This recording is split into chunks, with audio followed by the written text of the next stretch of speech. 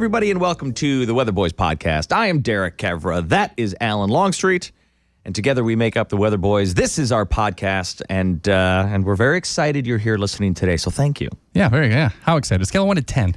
I would say I'm about a 13, Alan. 13, that's good. That's good. I appreciate that. Alan is just coming back from a couple of days off. Yeah. Took his girls on a little... He busted them out of school. Sure did. Yeah. Jailbroke them. How'd the trip go? It was good. It was a fun trip. I did the thing where, like, when people bring, they surprise their kids to, like, Disney World, and they don't tell them about the trip. Oh. That's what I did. Only it was Frankenmuth. Oh, really? Yeah. Because it was a last minute. We were going to go Christmas, and then because of schedule shifts, it didn't work out, so then I had to change it. I'm like, the only day I can do it is this random Monday before Christmas, and so I'm like, I'm not going to tell them, and I picked them up for school, and they were like, what's going on here? I'm like, is everybody okay? They're like, we're going to the dentist. Yeah. And then, then we went to Frankenmuth, and it was good. And it was great. They were excited. They were thrilled. The one mistake I made was, because I got them out of school, and I'm like, hey, teachers, do you have any extra homework that they need to get done? Oh, thanks, Dad. Yeah, right. So we got that, and then I'm like, all right, kids, we're going to have a real laid-back time. Just finish your homework on the car ride. That was hell on earth for 30 minutes because I'm driving and they need my help because the two kids are like, they know how to read, but like not all of the words all the time. Yeah, words are hard. It was a real tough go, but overall it was fantastic. Once we, pushed on through that. It constantly, like one kid saying, Dad, what's this word? Spelling it, and in the middle of that, the other one goes, Dad, what's this word? All the time. And you're like, one at a time. All the time. Yep. A lot of tears were shed, but after that half hour, it was heaven on earth. What is your philosophy on taking kids out of school for vacations? Because we just did this too. Yeah, I'm pro. Always, for sure. Because like school is great, but so what? You miss a few days, even if it's a week. Like what? They're gonna be fine. Well, I remember growing up, and my mom and dad would never do that because, first off, it is extra work on the parents. Because you do have to then get the homework, make sure they're doing the homework. Sure. They got to catch up. But I remember so I don't know with my parents if it was convenience or if they really did believe that school was that important that we couldn't miss. But my wife and I are on the same page that you were on. Well, I guess and another reason that I did it was the schedule, but it was also the price. If you're going to Frankenmuth we had it scheduled for like New Year's Eve. That place is like a rave for little kids. Like, so it was, I want to say I was paying $1,200. What? And then I ended up paying $300 by switching the dates. Was it 2 nights or 1 night? That's apples to oranges. It was no. Okay, so it was $700 a night. What? For the one I had, and then I ended up getting it for $250 the day that I went. That's a big difference. It was well worth it. Well worth it. So yeah. We took our kids out of school the first week of December because we took them to Disney. Yeah. I married into a Disney family. Oh boy. So sure. Yes. Uh-huh. So when I was a kid, we would go down to Florida as as a lot of Michigan families do. It's warm. So it's the getaway spot. We'd go down to Florida and we would go to Disney for 1 day out of the week vacation. And the rest of the time was spent at the pool at the resort. I see. We had a timeshare. Mom and Dad had a timeshare. We would get there at 10. We would leave at 4:30, and we'd pick up a Pizza Hut pizza on the way home. Beautiful.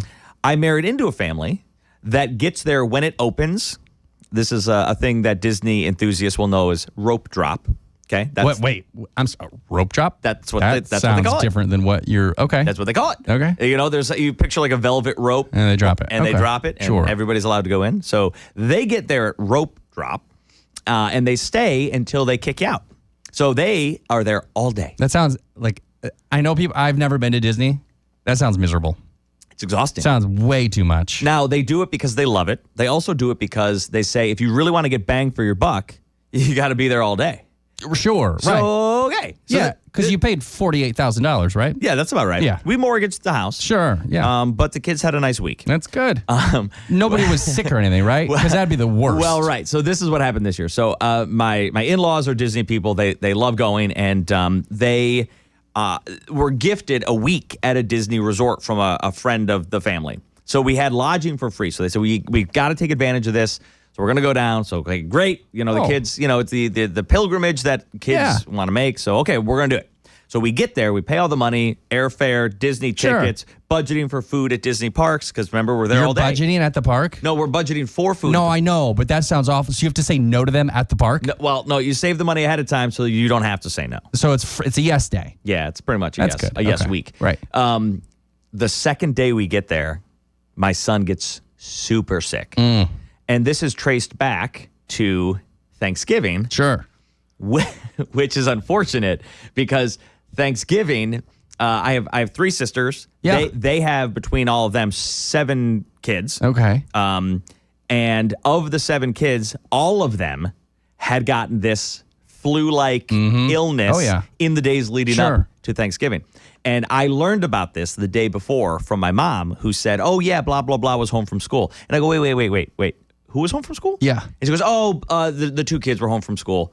And I was like, well, why were they home from school? And she was like, well, this is their second day home from school. So they're getting better. And I was like, wait, Mom, hold on. What's going on? And she said, all the kids are passing this. It's like the flu. They get a temp. They spike a temp. And then 24 hours later, they're usually better. Sure. It turns into a real nasty cold, though, and they're all coughing. And I was like, well, we're going to go share a meal with these people in a day. And then 3 days after that, we're hopping on a plane to go to Florida. You made the wrong choice. Yeah, we made the wrong choice. You went. Yeah, we went. You didn't kick him out. You need to draw the hard line. We should have. And Melissa, my wife, was like, we might want to consider not going. Sure. And I was like, what? Oh, we can't. Do you know what kind of drama that is going to cause if we don't go? And she said, we're going to Disney in 3 days. Go to Disney in 3 days. We've spent $10,000 on all this crap. Yeah. And I was like, no, it's gonna be such a problem. So we went. Yeah. And everybody was good. And I remember, and this is, it's my own fault. I remember on the plane flying down there thinking, wow, we avoided the illness. How does it feel to be so wrong? And then 24 hours later, my poor son, he was puking. Yes, of course he was. He was puking. Yeah. So back to the room we went. And then the next day we gave it a shot. He made it like an hour. And then back to the room we went. Legitimately 1 hour out of 24 in a day. I mean, he made it like an hour at the park. Yeah. Okay. Until he was like, I really want to go home. Sure. And it's like, of course you do. You're super sick. So back to the room we went. Sure. He made it a little bit. Did you shout at him and tell him he was weak and ruining your vacation? The point is, he was pretty miserable. We spent much of that trip back at the room, and it did cause me to say, in the future, we need to be more strict about it. Sure. And if people's feelings are hurt, we say, hey, sorry, but this trip, because the poor kid's trip was ruined. It's Disney. Yeah, no, Disney trumps all. Yeah. So anyway, we did take them out of school, and they're still catching up on homework. Yeah, or like that's the true thing. That's real. So here we are 2 weeks later. Yeah. 3 weeks later. Well, part of it's our fault. Yeah. Because like it got sent home and the teacher, and we didn't look at the folder. And the teacher was like, is he going to make up that work from when he was gone? Oh, and boy, I was like, I didn't even know there was work. Yeah. Yes, absolutely. I'm so sorry. You know me. Fantastic. I started feeling bad. Of course you Sent did. her like 7 text messages apologizing. You popped a fever yourself and started puking. Yeah, that makes sense. Yeah. Yeah. Okay. So anyways, here we are. You ready to dive in? I am very ready. I'm so excited about our guest today. Yes. Yeah, today's guest is a Detroit filmmaker. He's more than that. He's a writer, director, producer. He's built a career creating movies outside the traditional Hollywood system. He's made, I mean, I read his IMDb, and I got to ask him about the number. It was dozens. So many movies. Found real audiences, and he's done it by betting on himself and staying relentlessly productive. We're going to talk about how he got started, what he's learned along the way, what it really takes to keep creating. We'll talk to the king of Tubi himself, Mr. Dennis Reed II. Dennis, how you doing, buddy? I'm good, man. How are you? Good, great. Did you like that intro, Dennis? That intro, can you really I'm gonna be able to record this? I'm gonna be playing this every morning. Yeah. Set it as your voicemail. So yeah, right. It's just that, and then people just hear beep. What? It was perfect. I was trying to figure out how I'm gonna go to Disneyland. You want to come? Right? You can come. Okay, I got a ticket for you because my son doesn't need it. Yeah, he's leave sick, your kids thrown at up home. in the room. Yeah, he doesn't like his kids anyways. I went down with my grandson. I mean my grand. No, it was just my daughter, her husband. We all was down there with my other son. We had a good time, but I didn't spend $10,000. Yeah, right. Well, that's the key. Did you go for 6 straight days? Oh boy! I mean, that's what we did. That adds up quick. How many days was he sick of those 6? He was 4.5. 4.5 of those. Well, that's yeah. All right, enough about that. I want to talk about Dennis. Well, hold on. Can I say real quick? Do you know the first time when I knew about you? Because I'm in the acting world a little bit myself. You ever heard of Alan Longstreet? I've seen you. I dabble, and I remember it was, and that's why we had to wait to start the podcast, because I had to remember. I couldn't remember what name the movie was because you have so many freaking movies. I Declare War is when I first remember hearing about you, which was like a decade ago now, right? Yeah, that was my first television series I ever did. That was the first TV series. Okay, when was the first? What'd you do first, movies or TV? Stage plays, but it was television first. Okay. Yeah, it really wasn't even television. It was like a movie, and it wasn't on television yet because we only had like Amazon Prime. Yeah, right. And I remember when they was like, "You're gonna be on Tubi." I was like, "Do not give Tubi my stuff. Who is Tubi?" And then when I got the first Tubi check, I said, "Thank you, Jesus." I love Tubi. Yes. It was like only like 2 of us from Detroit on Tubi at the time. When was that? What year was that? I think it was like 14 or 15. That was 24. Okay. Yeah. So Dennis, back up even before that. Okay. So like, who is Dennis Reed II? Like, you're born and raised in Detroit? No, I'm born in New York. I've been in Detroit since 5th grade though. Okay. So I'm a Detroiter. It's funny because I have a place in New York, and whenever when the Pistons was playing the Knicks in the playoff, I'm such a fake fan, I guess. Yeah. Because I root for Detroit when they in Detroit, and I root for New York when they in New York, and then whoever got the best chance of winning the championship, that's who I root for Game 7. So who was it this year? I rooted for Brunson. No. Remember they pulled it out. I was mad because they was cheating Detroit though. Yeah, well, yeah, it sure felt like it. You know, they was cheating them. Like it just, I always want just a dope game. Like if it's up to me, I want it to go Game 7, and I want it to be the last shot, and ever who win, they got to win the championship. So you're competitive. That was kind of this series, though, wasn't it? I thought they went 7. Yeah, it was back and forth. Yeah, it was close. So you moved to Detroit. So now you spent the vast majority of your life here. Yep. But you want I'm from the research I've done, you wanted to get into the world of entertainment. No, I never thought about doing the research Derek does is it's cool. Let me scratch that off. I never thought about doing TV, none of that. I wrote books. Yeah. And literally looking at what Tyler Perry was doing, it was like, okay, if he could do it, I could do it. So when I be hearing people say, yo, he's the Detroit Tyler Perry. Sure, yeah. I be like, I'm so Dennis. But it's okay because he just sets a dope blueprint for us to do this. Can we just, because you're saying that real calm, and I like that confidence. Like that confidence obviously is real because you have created how many films? Do you even have a number? I think project-wise, I think we like at 53. Okay, so that is an incredible number. So, but you say if he can do it, I can do it. Yeah. Like, do you really believe that? I think I'm better than him. Yeah. Like, I can see how you would think that now. You really believe that at the beginning? I was better than him. Where did that come from? Where do you get the confidence? I play sports. Yeah. And I'm the oldest of 5. Okay. And I don't know anything about being second other than my name. Yeah. It's just straight face, because I just know how to win. I'm harder on me than anybody. I see. Okay. And you're not kidding when you say you know how to win, because of the 43 projects, 16 made it to number 1 on Tubi. All the ones that hit Tubi that came on Tubi first, they all hit number 1. So these are not just content for the sake of content. I don't do that. This is good to great to exceptional content. I don't do things for Tubi, for example. I do things to say that I could be on any network. Tubi just happened to be like it's kind of weird because it went from being an okay platform to being in the next 3 years it's probably gonna be the biggest platform ever, and Fox on it, right? Yeah. So it's like it's a blessing, especially being independent. Because before we was being independent, it was hard to get on any other network. Sure. It was almost impossible. Let's talk about that path, because that is what you do. You're not MGM Studios. You're not these big Hollywood studios.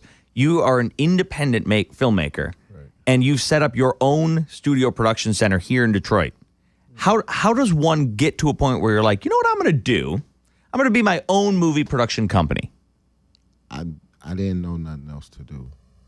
Like I don't know how to just do things by the book, for example. Like I didn't go to film school. I never knew how to write a script until I started writing scripts. You know, and it seemed like once I started doing it, I started seeing if you do it a certain way, how much easier it could be. And it's really easy to make a movie one a year. And then you waiting for a check every 4 months. And your check is $10. But in my mind, I'm like, if I make 10 movies in a year, then my check is $100, right? And then if I do another 5 to 10 movies the next year, now my check is $200. That's how I always thought, you know. I've never made a movie. I've been a part of many movies, a little tiny part. To hear you so casually say that to make a movie a year is, I don't know that you said easy, I believe. I'm having trouble squaring that circle. His brain is blowing up here. So many things that go into it. I'm always amazed that a movie ever gets finished because from writing the script to having the script be good enough to then want to make a movie out of it, and then to get everybody together, the cinematographer, the actors, Well, I have a team of people that I just deal with from my writers. Yeah. Like we did a series called We Different. So Lola wrote We Different. You know, we put it together. I directed it. You know, LaVon wrote a movie called The Affair. She wrote it, I direct, and produce. Then Sonya wrote a movie called Don't Look Back. Okay, I direct and produce. And that's just how it goes. But that team is in place now. When you first started, it wasn't. You know, if y'all really knew the story, man. Yeah, tell us. Like the first movie I did was called True Law. And, you know, I'm surprised how a movie get done. Yeah. Right? I did True Law. Remember the Star Theater? Yeah. We sold the Star Theater out completely. And I had $70,000 on my table. Ooh. From all ticket sales. Okay. Right? I won't say his name, Randy Holloway. Right? He was supposed to, and I'm not mad at him no more because he didn't know. You know what I mean? Like, we were both filmmakers. Yeah. He was more of a filmmaker. I was more of a director, producer, and writer because I wrote it. And he said that he was going to have it edited, and it was going to be edited, colored, sound, everything was going to be good by this date. And when we got to the movie theater, it didn't play. It didn't play. And I remember standing there having to give I don't think y'all really ever know that you got all the actors mad at you. You got all the parents mad at you. You got all the fans that you don't have, but they becoming fans mad at you. And then now you're mad at you because you're giving away $70,000 back. That was like my film at that time. I only paid $10,000 for that film.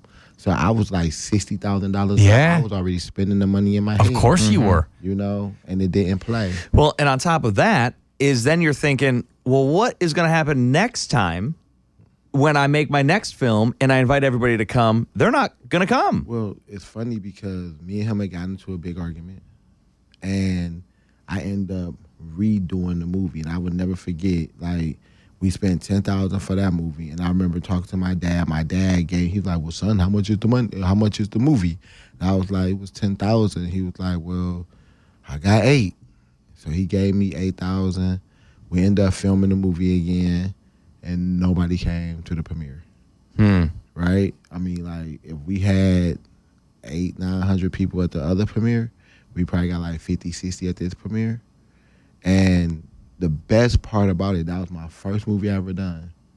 And I still make $5,000, $10,000 a year off that movie. Oh, still? Mm-hmm. Still? See, okay, so then let's go, because that is, in that moment, that I assume would feel like a failure. I don't fail. Now, have you always had that? Because I can imagine somebody, and I would argue probably a lot of people, would go through all that and they would just be like, I could only imagine all the negative feelings, like, okay, it's done, it didn't work, I gave it a shot. I'm never doing it again. I'm over, whatever. That was a fun story to tell. But you're looking at me straight and then you're like, no, I don't fail. And I love that because it's true. It is what you do after it, right? But like, when did that Have you always been like that? I'm the oldest of 5. You always been, yeah. Maybe I didn't do it now, but I'll do it. Janet raised me.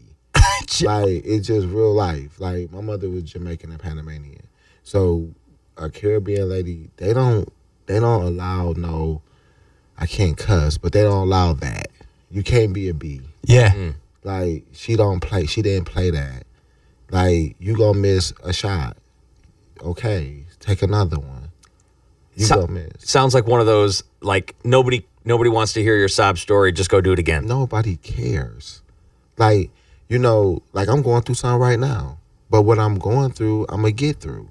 That's just how it is. Sure, yeah. Because that's just how life goes. Like Jay-Z said, first they love you, then they hate you, then they love you again. Sure, yeah. That's a true statement. You know what I mean? So I don't have to stand on the soapbox and say, yo, I'm effed up today. Mm-hmm. Nah, bro, I'm gonna fix it. Yeah. If you're my true friend, you're gonna always be my true friend. If you're my friend because of who I am now, you're not my true friend. So when something bad happens, you're gonna go away. Right? Mm-hmm. So that's how I live my life. The people that's my true friends, they're there. The people that's not, just not. Like, true friends never really leave, right? True fans never really leave. And if you treat your fans like they're your family, it's a different vibe. I'm blessed that I get millions of people to watch my TV shows and my movies. I'm blessed for that, right? But I always say, if you making good stuff, somebody gonna watch it. You just gotta make it. You just gotta make it good. So you redid that movie, and then you made another movie. That's when I made another movie called I Declare War that I never even released. I never released the movie of I Declare War. I only released the television series. So that movie is somewhere. I have it somewhere, and I just never released it. But then you made another movie and another movie. So now you're grinding and you're creating all this content. Where are you putting it? Is it on? It's on Tubi. It's on Peacock. But right away. I'm talking right away. Was it just in the theaters? Was it on? We would do a movie. So back then, what we would do is we would do a movie, and then after we get done doing a movie, we'd do a premiere. We would be trying to make our money back on the premiere because at that time, your movies was only like $10,000-$15,000, right? I didn't start doing $50,000-$60,000 movies until I want to say 3 years, 4 years later. And then when I started doing $100,000+ movies, that's when I did 16 movies in 1 year. And can you say that again, please? 16 movies. 16 movies in 1 year. Mm-hmm. Okay. So it was like either I wrote, directed, or produced 16 movies. So it was just like, okay. And that was like 2 years ago. Can we talk about that year? What was that year like for, like, how many did you sleep?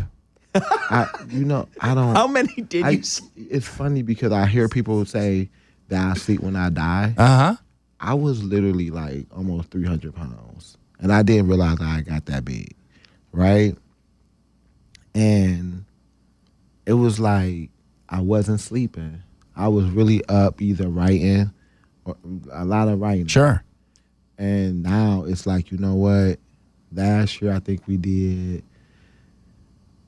10 projects. This year I think we did like 10 projects.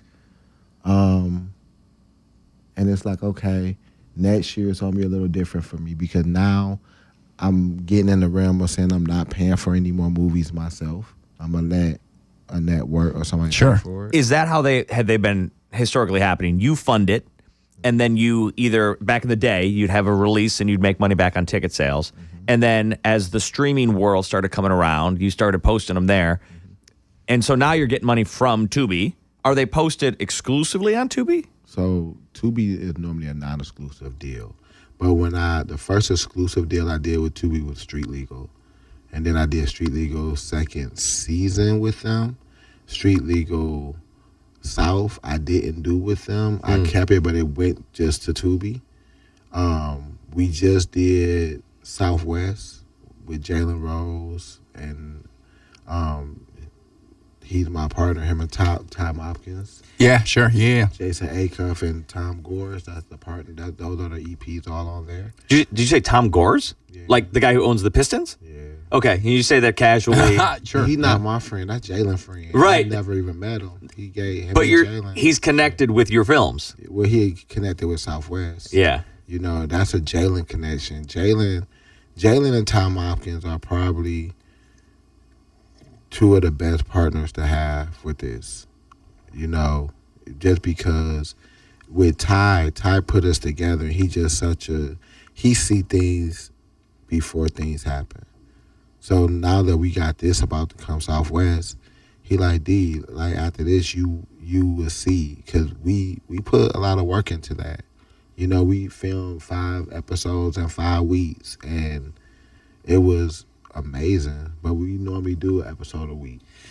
This does feel like a very 2025 thing, where historically you had Hollywood, and that's it. And that's where all these things are being produced. But now you see online with TikTok, Instagram, all of these different platforms, there's talent everywhere.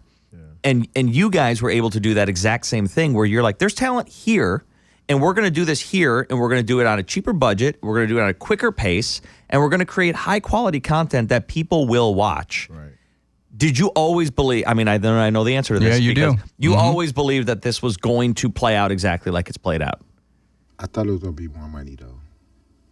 Like, honestly, I thought that, you know, the reason why Hollywood failing right now is because they realize that they grossly overspend on things. Grossly. You know, when you are an actor, for example, and you're an actor, you want to get paid a certain amount of money. But a lot of actors don't want to put the work in to get that certain kind of money. So when we think about that, I'll never forget, true story. I had this one actor who I think is probably one of the best actors from Detroit. And he's a Sagittarius. I'm a Sagittarius, right? But I won't ever work with him again. Because when I was selling tickets, I'm like, everybody got to sell tickets. Everybody got to sell tickets. Yeah. He told me Denzel Washington don't sell tickets. And I'm like, you're not Denzel, but Denzel Washington does sell tickets.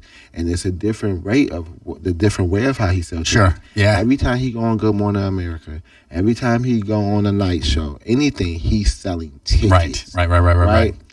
He didn't start off going on Good Morning America. He started off doing plays. He started off going to school. He started off doing all that. Right? So that's how he got his ticket sales to get with his ticket sales. That's how he get to say, I made $20 million a movie. Right? He was like, he not selling. I'll never work with you again then, bro.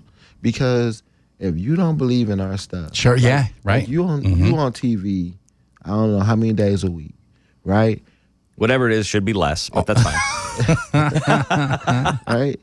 If you do a movie with me, I don't expect you to physically go out and sell tickets. Sure. I do expect you to say something about it. Sure. I do expect for me to see your wife and your kids. Well, maybe not your kids, but definitely your wife. Sure. And some of your friends. Yeah. Because that means that you believe in a project that you love and you want them to see it. Dude wasn't like that. Yeah. And now he's not a name no more. He honestly, he was on his way to being one of the best names. Like, you know, it just is what it is. He was getting there. You know, because a lot of my actors, they go around the country. Well, they're not mine, but a lot of actors that have been in my movies, if they were making $200 a day, right? They making $500-$600 a day for being in one of my movies. Yeah. And I know it and they know it. And you say you're actors and they're not your actors, but I know what you mean though, because like I see what you guys do, and there is a familial connection in all. I mean, I guess you've already talked about it. Some of the people who write and then direct and then produce, and you all kind of work together. But even when I'll just see like random actors and actresses who are in your films, it does have more of a family feel than other stuff. Was that by design? It used to be because there wasn't that many good actors in Detroit. Okay. Now a lot of these people can act, and they're getting really, really good, right? But the problem is, and what I noticed is, and it's the Tyler Perry effect, I, Dennis Reed, would look at Tyler Perry movies and be like, well, how can I get that actor to be in my stuff? Mm-hmm. So that's what they do with me. They say, how can I get Lee Master Sure, and yeah. China and everybody to be in my stuff? So now I'm on a mission to get all new actors, because it's sad when you're not even trying to create your own lane. You literally, it's like, I'm gonna get everybody from Dennis movie and I'm gonna put them all in this. Yeah. That is sad, but it's cool, and I understand it. Yeah. Because I was that too, but I just knew I probably wanted one of the actors, not 10. Not the whole literal thing. Yeah. It almost feels like, kind of in a way, like the NFL draft. Like you drafted these players out of college, and you've got them on rookie contracts, and then when they come to their second contract, another team wants them, and now you got to go back to the draft, and you got to restock. But do you know why I'm the blueprint? Because you're good? I'm the blueprint because I'm damn near great, and I'm also the blueprint, meaning you always gonna be second. You trying to follow me. I'm just drawing. You tracing. It's a difference. You know, like I know what's hot. You know what Dennis think is hot. Yes. And you always gonna be behind. That's how I think. You are Paris Fashion Week.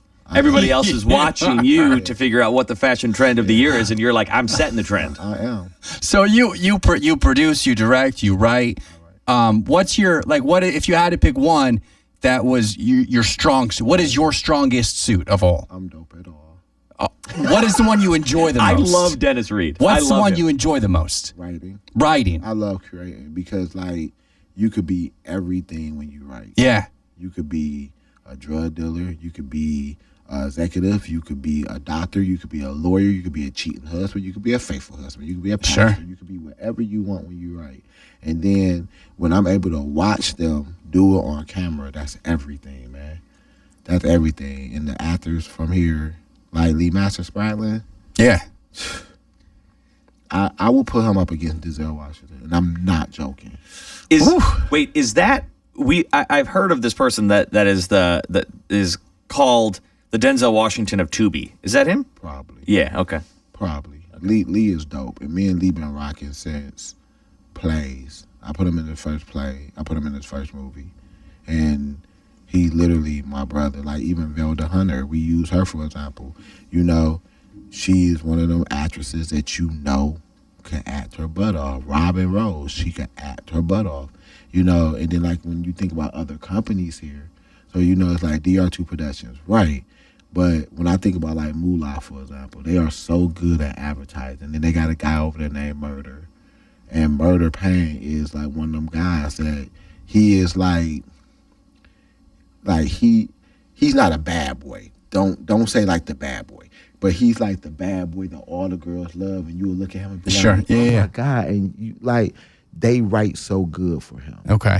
You know, like I get happy watching people like him work, you know, and it's exciting to be in Detroit because this is like really Motown. Like it's just movies, you know? And that is, so I don't want listeners to misunderstand.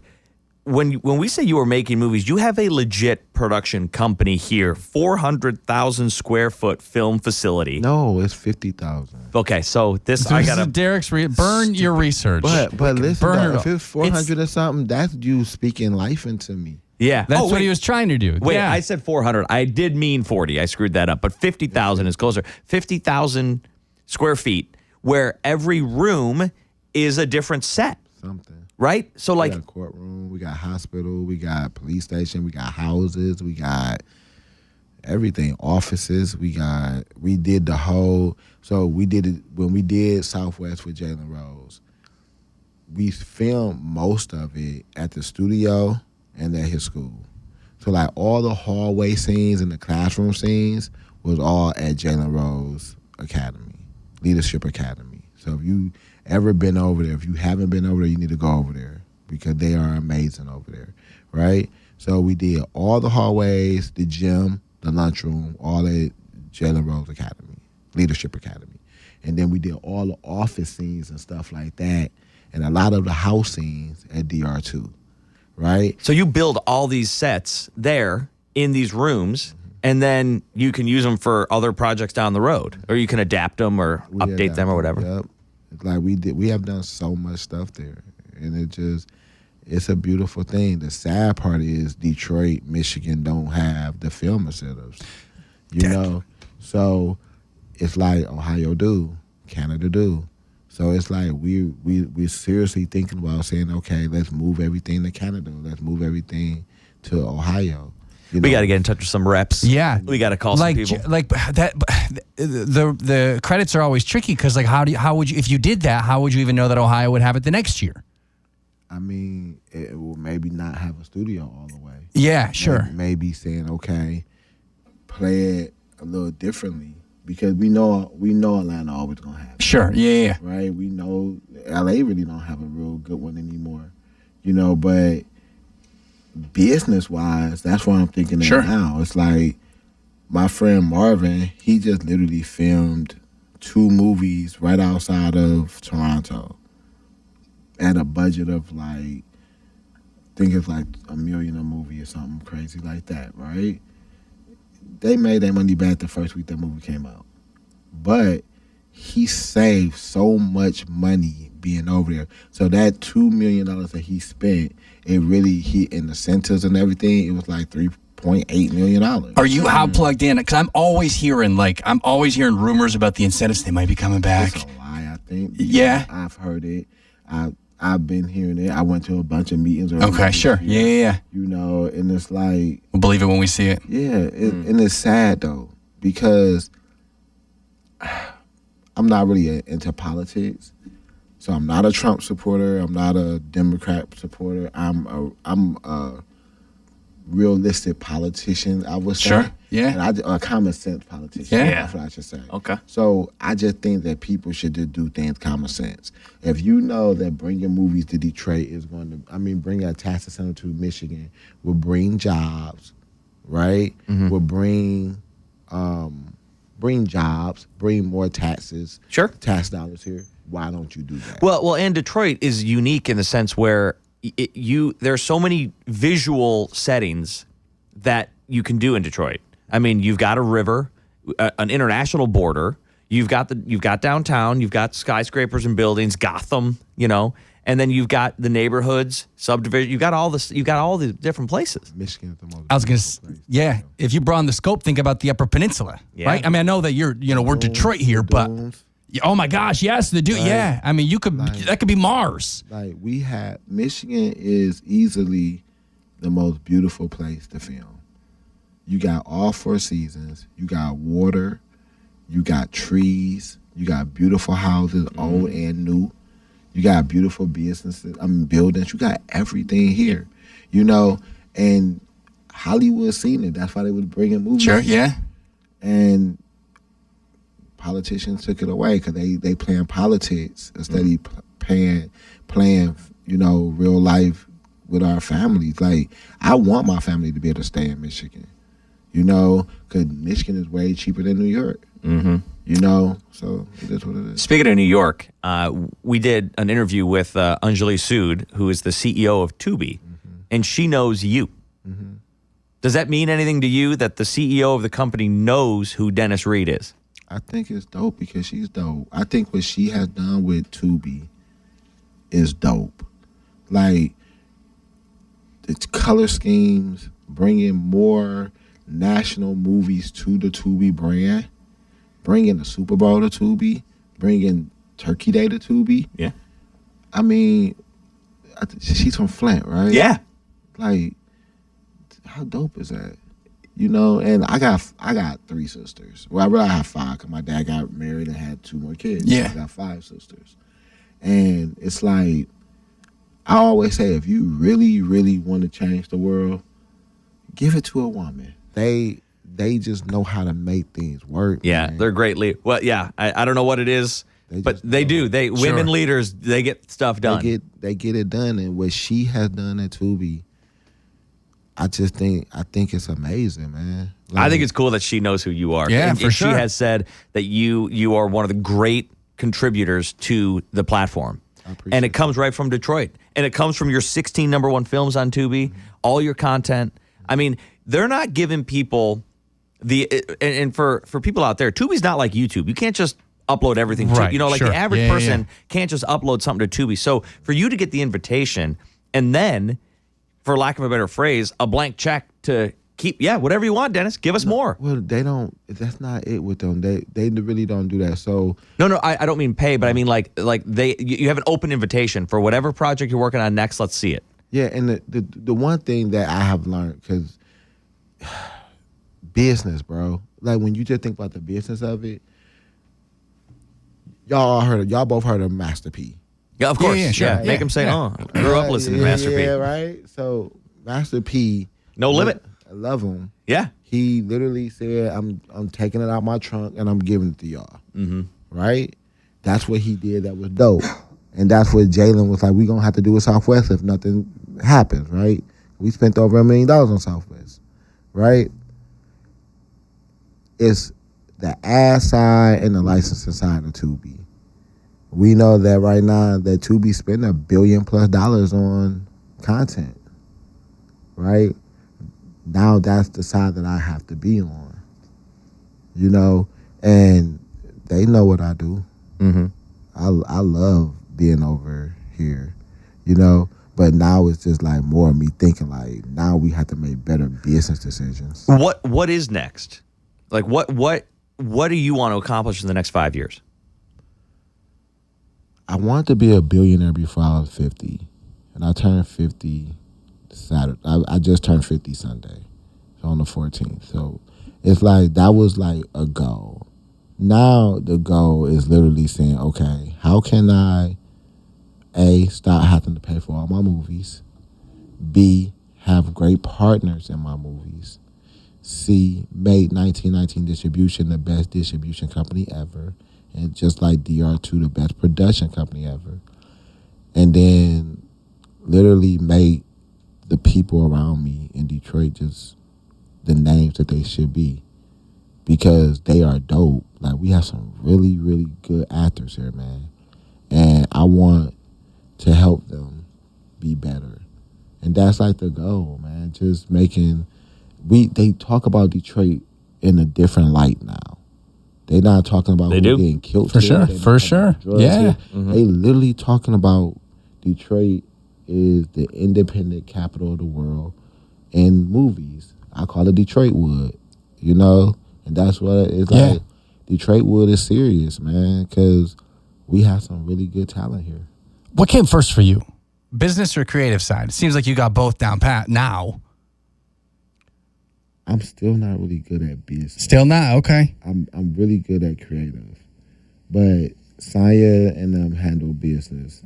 You know, I'm getting there. Sure. You know, because like I don't think about the payrolls. I don't think about none of that. That's them. They take care of that. I love writing. I love directing. I love directing because like I played basketball with like Maurice Taylor. He was like my center in high school. Oh yeah? Right? Wait, what position were you? I was point guard. Yeah, okay. Right? So it's like I never even liked basketball. Actually, volleyball was my favorite sport. Right? But I was good in basketball. I was good in volleyball.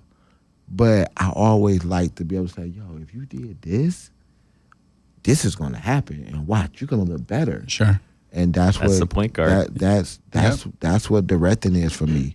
Like tell people, if you do this, watch what they do. And I think if you ask any actor that I have directed, they would say that I made them better. Like I don't know if y'all know Cortez Smith. So Cortez Smith, it was on a show called The Chi, right? And he came to Detroit. He drove from Chicago to audition for us.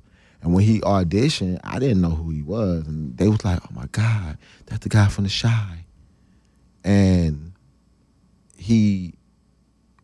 I literally gave him the role, because he drove from Chicago. Yeah, okay. Because of the commitment? That's the kind of person. Right? And when he came, I thought that he was a decent actor. And when I looked at him on The Chi, he was not getting a bunch of lines. And then me and him talking, and like he like little bro, like I love him like he my little brother, and I'm telling him like, bro, this is what you have to do. This is all you have to do. Man, 2 seasons later, he is like killing the #1 person on the show. He's becoming one of the top people on the show. And it's not just because of me. It's because of the talent that he have and he listen. And I'm like, bro, like that's what's dope for me, to be able to speak life into you and be like, bro, you really just have to do this. Like, actors get these scripts and they be like just reading and going word by word. I'm like, nah, bro, make it you. Denzel Washington, even in that movie it would have been 4,000 years ago, he still sound like he's from New York. Right. New York wasn't even around. Yeah. But it's Denzel. I'm like, bro, you Cortez. Lee Master, you Lee Master. You know, China, you China. Like, y'all dope, be you. Make that character you. And when they do that, it becomes like, it just becomes like, even with the writers.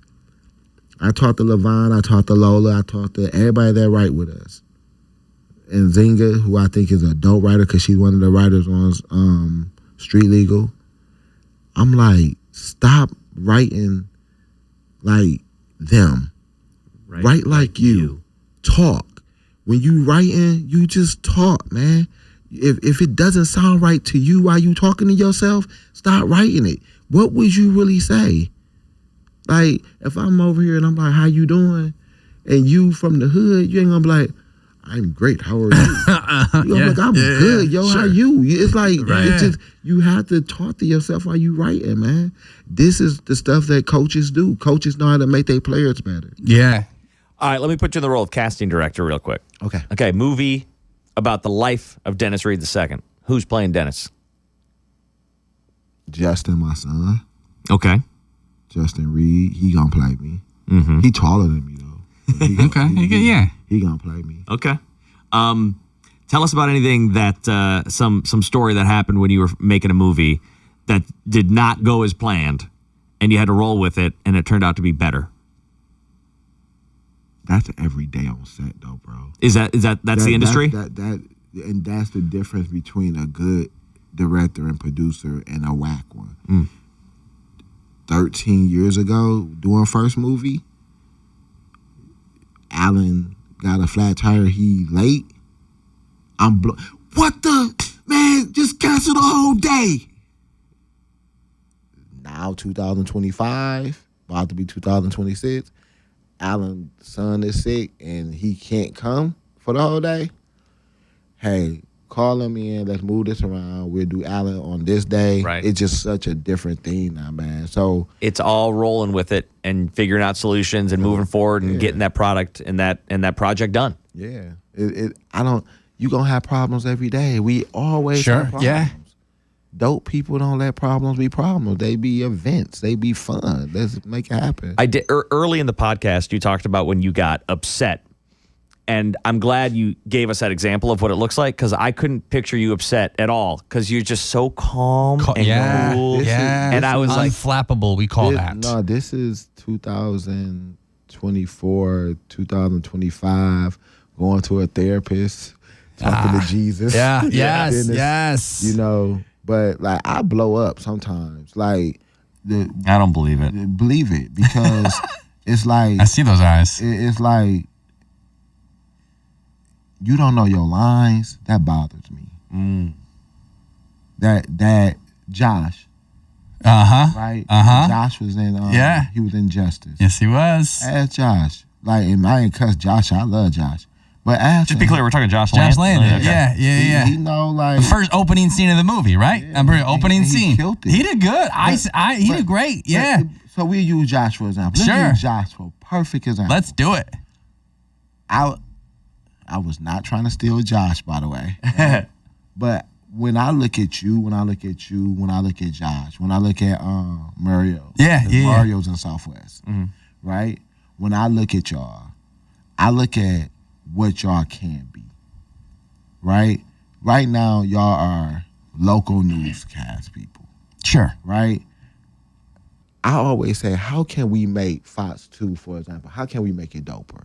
How can we get y'all to the lights of, like, and I know it's market share and New York is a bigger market, right? But how can we make y'all better than that? Right? That's how I think. So like if I was here, I'd literally be like, all right, y'all, we're gonna try this. We're gonna do this. Yeah. So when I was talking to Josh, I'm like, he sounds like a doggone news person. Right. Yeah. Yeah. Got that voice. Yeah. He sounds just like he should be on the news. I'm like, Josh, cut that and just do. It's not like he have a fake voice, but not just kick it, bro. Kick it with your audience. Let your audience know who you are, bro. Just kick it. I'm not saying be hood, no. I'm saying be you, but not just talk. Mm-hmm. And that was all it took. And that's because it's the hard thing about like knowledge and wisdom is that like I feel like sometimes it can't necessarily, like it has to be earned. Like you could say something and he could hear the words, but like does that necessarily translate into the result that you want? And in this particular case, it did. Yeah, you heard how you saw. I saw it. Yeah, I remember. Right? I said what? He did good. Yeah, he did great. That's how I feel he should talk. Yeah, when he's on television because that was him. Yes, it was. Not saying he's not him, right? He's the professional him. Yeah, here, right. Like y'all are so dope. I watch you like. When you'll be working out in the morning. Oh, yeah. Right? That's me. I'm but that's dope. Y'all have such leeway here, and I know it's still kind of snoozy sometimes, but it's so many ways that y'all could just make so much more money with who I like that. are. I like that. Yeah. You know, like this podcast thing that y'all doing. Yeah. How can you make more money on a podcast? We should go talk to our boss. That's a good question. No. We talked to Dennis. No, we talked to Dennis. No, you talk to your boss, right? But what made Drink Champs? Sure. The guy, the football player. The Kelce's? He lost his job, and then he just do podcasts now. He's at ESPN. Oh, the punter? Sharp. Shannon Sharp. Oh, yeah. Oh, yeah, okay. Is it Shannon Sharp? Shannon Sharp, yeah. Shannon Sharp, yeah. The one thing that he does very well, his team does very well, is they make them 15-second clips. Right, yeah. And they put them up. You're right. And they make money on You're it. right. We talk about that right? all the time. Y'all have the ability to do that kind of stuff in order to make more money. Yeah. And I'm not saying money is what drives you, but it's like money is what drives this company. It's nice. Yeah. So sometimes it is what drives us. Yeah. There's it's a nice little something. You got to be able to spend more money when you go to do it. Right. Yeah. Right? But that's how I look at it, man. It's like so many ways that we could do it. And that's one of the things that I'm working on. I think Moolah Films, they are the best at advertising their product. And they have a great team at that. And that's something that DR2 is trying to emulate. Just something like them. Sure. And you guys, y'all have a machine behind y'all. Fox is a freaking machine. Right. That's true. Yeah. Dennis, you're not wrong. We're gonna have to have you back on for part 2. We're out. We're out of time, but we got to have you back because we've got so much more we got to pick your brain about, man. Okay. When's the next movie coming out? Where are you at? I mean, if there's 16 a year. So, we just got done with. Well, we got one more day of shooting Pressure. Okay. But I got something coming to Tubi called Smoke and Mirrors. It's coming in January. And then I believe Southwest is coming in February. I don't know when The Crib is coming out, but we have that. And people can find all this stuff on Tubi. Is there anywhere else where they should go check it out? I don't like talking about anything other than Fox stuff at Fox. There you go. He's our guy now. We love Dennis. Yeah, I do not want the CEO like, and he said, people from Flint don't play. I'm just saying. No. Dennis Reed, thank you so much for being here. Thanks for being on our podcast. You can find all of the Weatherboys content on YouTube, on Spotify, and of course on the Fox Local app where you scroll down, you've got the Weatherboys section and everything is posted there. Thanks for listening. We'll see you all next time.